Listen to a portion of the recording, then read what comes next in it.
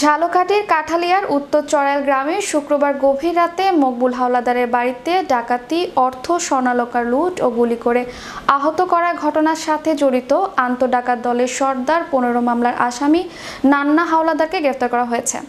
ঘটনার কয়েক ঘন্টার ব্যবধানে কাঠালিয়া থানা পুলিশ বরিশাল র্যাব 8 এর সহযোগিতায় স্থানীয় সাতানি বাজার এলাকা থেকে তাকে গ্রেফতার করে।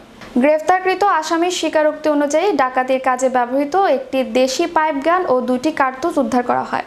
রোববার বিকেল 3টায় কাঠালিয়া থানায় সাংবাদিকদের সাথে এক প্রেস ব্রিফিংয়ে এই তথ্য জানানো হয়।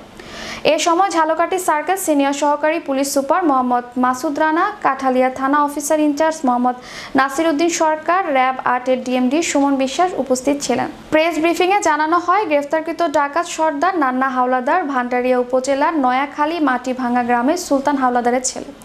তার বিরুদ্ধে কাঠালিয়া, পিরোজপুরের ভান্ডারিয়া ও রাজাপুর সহ বিভিন্ন থানায় ডাকাতি, খুন ও মাদক সহ 15টি মামলা রয়েছে।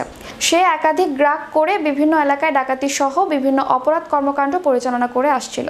গত ইংরেজি 18/5/2024 তারিখ রাত অনুমান 2:45 ঘটিকার সময় কাঠালিয়া থানাধীন আওয়ামুলিয়া ইউনিয়নের উত্তর চড়াইল শাখিনস্থ 3 নং ওয়ার্ডের মোহাম্মদ মকবুল হাওলাদারের বাড়িতে অজ্ঞাতনামা 3 জন প্রবেশ করে মকবুল হাওলাদার তার স্ত্রী, মেয়ে ও মেয়ের স্বামীকে হাত পা বেঁধে অস্ত্রের ভয় দেখিয়ে মারপিট করে নগদ টাকা, মোবাইল ফোন ও স্বর্ণালংকার লুণ্ঠন করে যাওয়ার সময় প্রতিবেশী মদিন হাওলাদার ও তার নাতি